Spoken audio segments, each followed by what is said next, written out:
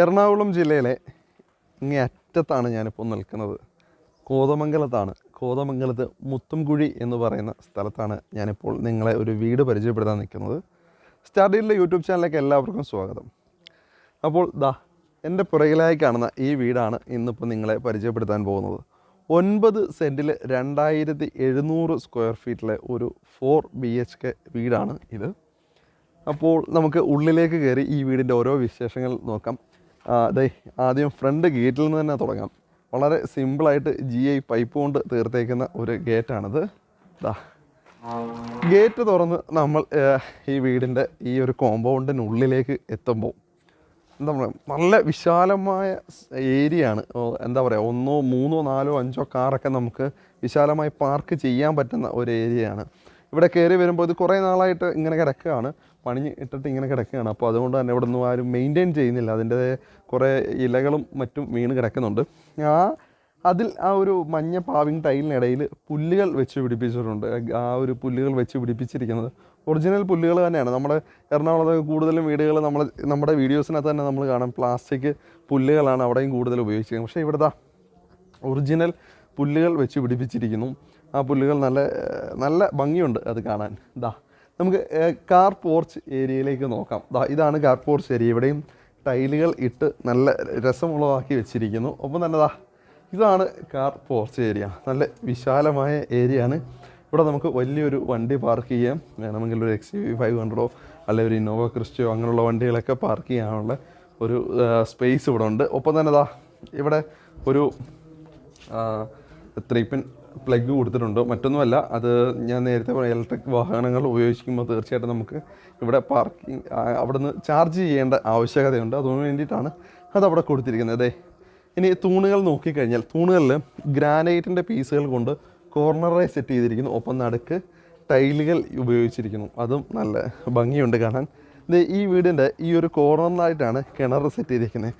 എല്ലായിടത്തും വട്ടത്തിലാണ് കിണറിൻ്റെ ഒരു ഇത് കൊടുത്തിരിക്കുന്നത്. ഇവിടെ ഒരു സ്ക്വയർ ഷേപ്പിലാണ് കിണറിൻ്റെ ഒരു ഇത് കൊടുത്തിരിക്കുന്നത്. അപ്പോൾ അവിടെയാണ് കിണറിൻ്റെ സ്ഥാനം. ഈ വീട് ഫേസ് ചെയ്യുന്നത് കിഴക്കോട്ടാണ്. ഈ വീട് ഫേസ് ചെയ്ത് നിൽക്കുന്നത്. ഇനി നമുക്ക് ഈ വസ്തുവിടെ പുറകിലേക്ക് പോയി കഴിഞ്ഞ് കഴിഞ്ഞാൽ നമുക്ക് ഈ വീടിൻ്റെ ചുറ്റും ഒന്ന് കണ്ടിട്ട് വരാം. അപ്പോൾ ഈ ഒരു ഫ്രണ്ട് ഏരിയ മാത്രമേ ടൈലുകൾ ഇട്ട് വെച്ചിട്ടുള്ളൂ. ബാക്കി എല്ലായിടത്തും ഈ ചെറിയ മെറ്റലുകൾ ഇട്ടാണ് ഇവിടെ നിറച്ചു വെച്ചിരിക്കുന്നത്. അപ്പോൾ നമുക്ക് പുറകിലേക്ക് വരുമ്പോൾ ഇവിടെയായിട്ടാണ് ആ കോർണറിലായിട്ടാണ് ഇവിടുത്തെ സെപ്റ്റിക് ടാങ്കും മറ്റും സജ്ജമാക്കി വെച്ചിരിക്കുന്നത്.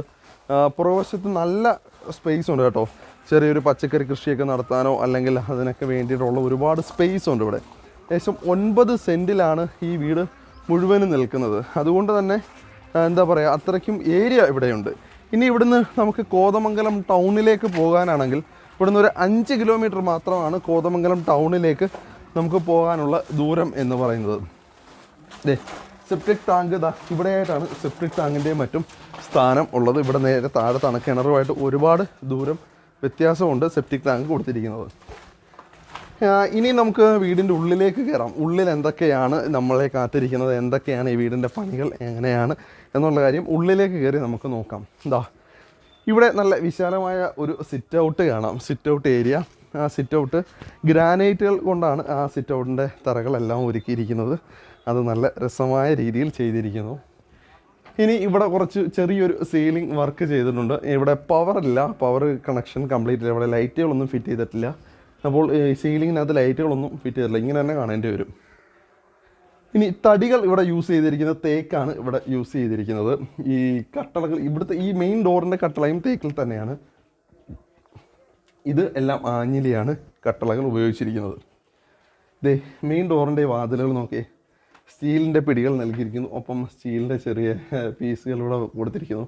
അത് നല്ല മനോഹരമായിട്ടുണ്ട് കാണാൻ. ഇനി നമുക്ക് മെയിൻ വാതിൽ തുറന്ന് ഉള്ളിലേക്ക് കയറുന്നു. ഉള്ളിലേക്ക് കയറുമ്പോൾ അവിടെ ഈ ഒരു ഭിത്തിയിൽ ഫ്രഞ്ച് വിൻഡോസാണ്. നമ്മൾ ആ സിറ്റ് ഔട്ടിൽ നിന്ന് കണ്ട ആ ഫ്രഞ്ച് വിൻഡോസാണ് ഇവിടെ ഉള്ളത്. നോക്കിക്കേ, സീലിംഗ് വർക്ക് കംപ്ലീറ്റ് ആക്കിയിട്ടുണ്ട്. ലൈറ്റുകൾ ഫിറ്റ് ചെയ്തിട്ടില്ല, സീലിംഗ് വർക്ക് കംപ്ലീറ്റ് ചെയ്തിട്ടുണ്ട്. ഇതാണ് ഗസ്റ്റ് ലിവിങ് ഏരിയ ആയിട്ട് ഇവിടെ കൊടുത്തിരിക്കുന്നത്. ഇവിടെ ഒരു വലിയൊരു പാർട്ടീഷൻ വന്നിട്ടുണ്ട്. ഡൈനിങ് ഏരിയയിലോട്ട് വലിയൊരു പാർട്ടീഷനാണ് കൊടുത്തിരിക്കുന്നത്. അവിടെ വലിയൊരു ഓപ്പണിങ് ഇട്ടിട്ടുണ്ട്. ഇവിടെ നമുക്ക് മൾട്ടിവുഡ് കൊണ്ട് തീർത്ത സെപ്പറേഷൻ കാര്യങ്ങളും നമുക്ക് ചെയ്തു കഴിഞ്ഞാൽ നല്ല ഭംഗിയായിരിക്കും. അതിന് വേണ്ടിയിട്ടുള്ളൊരു ഏരിയയാണ് ഇവിടെ കൊടുത്തേക്കുന്നത്. ഇനി അവിടുന്ന് നല്ല പ്രൈവസി കിട്ടുന്ന രീതിയിൽ, അതായത് ഗസ്റ്റ് ലിവിങ് ഏരിയയിൽ നിന്നും പ്രൈവസി കിട്ടുന്ന ഒരു ഏരിയയാണ്. വലിയൊരു സ്പേസാണ് ഇവിടെ ഡൈനിങ് ഏരിയ ആയിട്ട് കൊടുത്തേക്കുന്നത്. ഈ ഡൈനിങ് ഏരിയയിലേക്കാണ് ഡൈനിങ് കം ലിവിങ് ഏരിയ എന്ന്, വല്ല ഫാമിലി ലിവിങ് ഏരിയ എന്നൊക്കെ വേണം നമുക്ക് പറയാം. ഇവിടെയാണ് TV വെക്കാൻ വേണ്ടിയിട്ടുള്ള സ്ഥലം കൊടുത്തിരിക്കുന്നത്. ഇവിടെ ഒന്നും അവർ വേറെ അധികം പണികളൊന്നും ചെയ്ത് ഇതാക്കിയിട്ടില്ല. അവിടെ മുകളിൽ നോക്കിക്കേ, മുകളിൽ സീലിംഗ് വർക്ക് ചെയ്ത് വെച്ചിട്ടുണ്ട്. അത് ചെറിയ രീതിയിൽ മാത്രമേ ചെയ്ത് വെച്ചിട്ടുള്ളൂ, ഒരുപാടൊന്നും ചെയ്തിട്ടില്ല. ഇതാണ് അടുക്കള. അടുക്കളയുടെ വാതിലും തേക്കിൽ തന്നെയാണ് തീർത്തിരിക്കുന്നത്. അതിനകത്തും ഒരു ഗ്ലാസും അതിനകത്തൊരു ചിത്രപ്പണിയും കൊടുത്തിരിക്കുന്നു. ഇനി നമ്മൾ അടുക്കളയിലേക്ക് കയറി കഴിഞ്ഞാൽ ഇവിടുത്തെ ടൈലുകൾ പറഞ്ഞു കഴിഞ്ഞാൽ പൂർണ്ണമായും വൈറ്റ് നിറത്തിലല്ല, വേറൊരു നിറത്തിലുള്ള ടൈലുകളാണ് ഇവിടെ കൊടുത്തിരിക്കുന്നത്. ഒരു വലിയ യു ഷേപ്പിലുള്ള അടുക്കളയാണ് കൊടുത്തിരിക്കുന്നത്. ഈ അടുക്കളയുടെ ഇതൊന്നും സാധാരണ നമ്മളെല്ലാം മൾട്ടിവുഡിൻ്റെ അടുത്ത ഡോറുകൾ ഇവിടെ വെക്കേണ്ടതാണ്. ഇതൊന്നും ഇവിടെ ചെയ്തിട്ടില്ല. അത് നമ്മുടെ കസ്റ്റമറിന് ഇഷ്ടത്തിനനുസരിച്ച് ചെയ്യാൻ വേണ്ടിയിട്ടാണ് അവർ കൊടുത്തേക്കുന്നത്. ഈ ബെഞ്ച് ടോപ്പ് ഫുള്ളായിട്ട് ഗ്രാനൈറ്റ് കൊടുത്തിരിക്കുന്നു. നോക്കിക്കേ. ഇനി ഇവിടെയായിട്ടാണ് ഫ്രിഡ്ജ് വെക്കാനുള്ള ഏരിയ. അതിൻ്റെ ബാക്ക്ഗ്രൗണ്ടിൽ ഫുള്ള് ടൈലുകൾ ഒട്ടിച്ചിട്ടുണ്ട്. ഇവിടെ എല്ലാം സ്റ്റോറേജ് സ്പേസ് ആണ്. ഇപ്പം നമുക്കിതെല്ലാം ഓപ്പൺ സ്റ്റോറേജ് സ്പേസ് ആണ്. ഓക്കെ, അത് ഓപ്പൺ സ്റ്റോറേജ് സ്പേസ് എന്തുകൊണ്ടാണെന്ന് വെച്ച് കഴിഞ്ഞാൽ അത് കസ്റ്റമറുടെ ഇഷ്ടത്തിനനുസരിച്ച് മാറ്റിക്കോട്ടെ എന്ന് വിചാരിച്ചിട്ടാണ്. ഇവിടെ രണ്ടാമത്തെ സെക്കൻഡ് അടുക്കള എന്ന് പറഞ്ഞൊരു അടുക്കള ഇവിടെ കൊടുത്തിട്ടുണ്ട്. അതും അവിടെയും ഗ്രാനൈറ്റ് വെച്ചിട്ട് അതിൻ്റെ ബെഞ്ച് ടോപ്പ് നൽകിയിരിക്കുന്നു.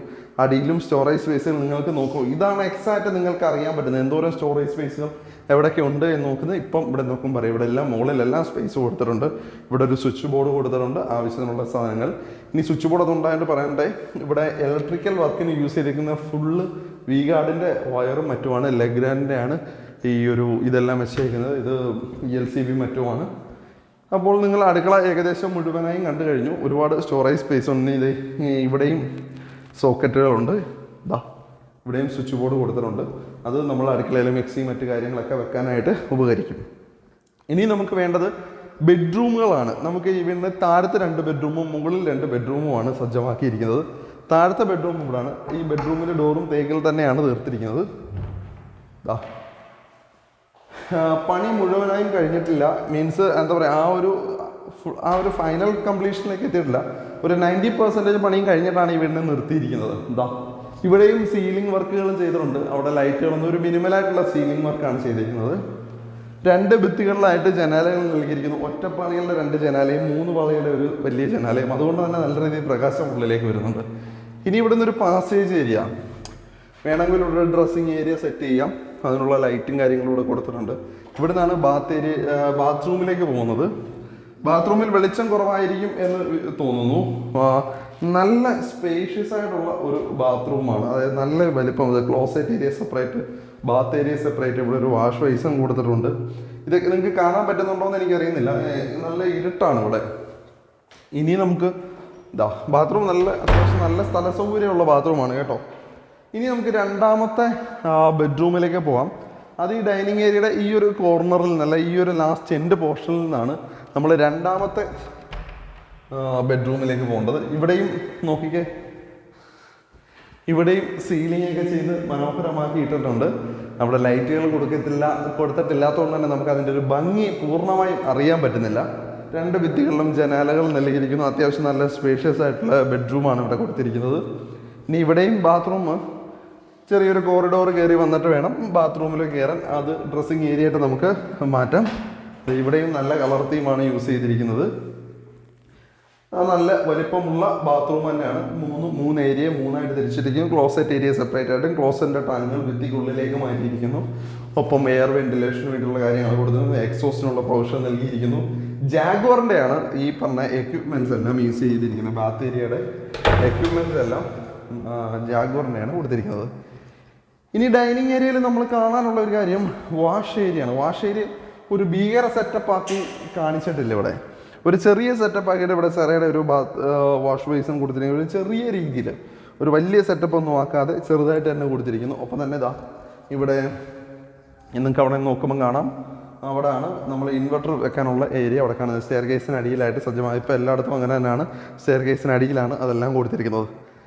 സ്റ്റെയർ കേസിനെ കൊടുത്തിരിക്കുന്നു. വലിയ എന്താ പറയുക, കരകൗശല പണികളൊന്നുമില്ലാതെ ചെറിയ രീതിയിൽ ചെയ്തിരിക്കുന്ന ഒരു സ്റ്റെയർ കേസ്. അതിൻ്റെ കൈവരികളാകട്ടെ ഞാൻ പറഞ്ഞ മാതിരി സ്റ്റെയിൻലെസ് സ്റ്റീലിലും വലിയ പണികളൊന്നും ചെയ്തിട്ടില്ല. സൈഡ് വശങ്ങളിൽ ഗ്ലാസും കൊടുത്തിരിക്കുന്നു. അങ്ങനെയാണത് പണിഞ്ഞു വന്നേക്കുന്നത്. ഇനി നമുക്കിത് കയറി വരുമ്പോൾ ഇവിടെ തന്നെ വലിയൊരു ജനാല നമുക്ക് കാണാം. അത് അത്യാവശ്യം വെളിച്ചത്തെ ഉള്ളിലേക്ക് കൊണ്ടുവരുന്നുണ്ട്. സ്റ്റെയർ കയറി നമ്മൾ മുകളിലേക്ക് എത്തുമ്പോൾ അതിവിശാലമായൊരു എന്താ പറയുക, നല്ല വിശാലമായ ഒരു ഏരിയ കേട്ടോ. വലിയൊരു ഹാളും വലിയൊരു living area, family living area. ഫാമിലിക്ക് ഇത്രയും പ്രാധാന്യം കൊടുക്കാൻ പറ്റുമെന്നുള്ളത് വളരെ വലിയ കാര്യമാണ്. നോക്കിക്കേ, വലിയൊരു സീലിംഗ് വർക്ക് പോയിട്ടുണ്ട്. ആ സീലിംഗ് 3 വലിയ സ്ക്വയറുകളായിട്ട് ഇങ്ങനെ പോകുന്നു.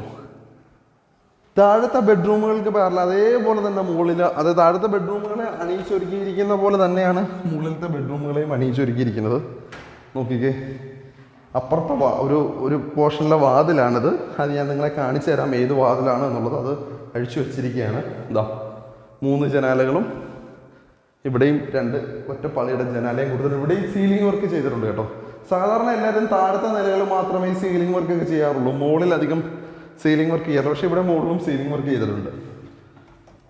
ദേ ഇവിടുത്തെ ബാത്റൂം, ഇവിടെ ഇച്ചിരി വെട്ടം ഉണ്ടെന്ന് തോന്നുന്നു, കാണാൻ പറ്റുന്നുണ്ടോ അറിയില്ല. അത്യാവശ്യം നല്ല വലിയ സ്പേസാണ് ബാത്റൂമിൽ. ഇവിടെ താഴത്തെല്ലാം ഒരേ അളവിൽ തന്നെ ഉള്ള ബാത്റൂം ഏരിയകളാണ് കേട്ടോ. എല്ലായിടത്തും ഒരേ അളവ് തന്നെയാണ് കൊടുത്തേക്കുന്നത്. ഇനി നമുക്ക് 4ാമത്തതും അവസാനത്തേതുമായ ബെഡ്റൂമാണ്. ഈ ബെഡ്റൂം എല്ലാം ഒരേ സൈസ് തന്നെയാണ് കേട്ടോ. അതിവിടെ ആയിട്ടാണ്. നമ്മൾ താഴത്ത് കണ്ട ഒരു വ്യത്യാസവും ഇല്ല, അതേപോലെ തന്നെ ഇവിടെയും സീലിംഗ് വർക്കുകൾ നടത്തിയിരിക്കുന്നു. ഇവിടുത്തെയും ബാത്റൂം വരുന്നത് സെയിം ഒറ്റേപോലെ തന്നെ. ആ ഒരു കോറിഡോറിൽ നിന്ന് കയറി ബാത്റൂം.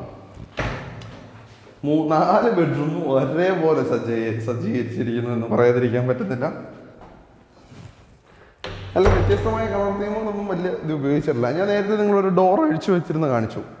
അത് ഇവിടുത്തെ ഡോറാണ്. യഥാർത്ഥത്തിൽ ഈ ഡോറ് ഇവിടെ അഴിച്ചു വെക്കാൻ കാരണം ഇത് ഇവിടെ ഫുള്ള് ഷീറ്റിട്ട് സൈഡ് മുഴുവൻ മറയ്ക്കേണ്ടതുണ്ട്. അത് നമ്മൾക്ക് വാങ്ങിക്കുന്ന സമയത്ത് അവരത് ചെയ്തു തരും, ഫുള്ളായിട്ട് പണികൾ ചെയ്തു തരും. അപ്പോൾ ഇവിടെയും ടൈലുകളൊക്കെ ഇട്ട് നല്ല മനോഹരമാക്കി വെച്ചിട്ടുണ്ട്. ഇവിടെയാണ് നമുക്കൊരു യൂട്ടിലിറ്റി ഏരിയ ആയിട്ട് ഉപയോഗിക്കാം. ഇവിടെ വാഷിംഗ് മെഷീൻ വെക്കാം, അതിനുള്ള സ്വിച്ച് ബോർഡ് നൽകിയിരിക്കുന്നു. ഒപ്പം ഡ്രെയിനേജ് വെള്ളം പോകാനുള്ള സെറ്റപ്പ് നൽകിയിരിക്കുന്നു. ഒപ്പം തന്നെ ഇവിടെ ഒരു ടാപ്പും കൊടുത്തിട്ടുണ്ട്.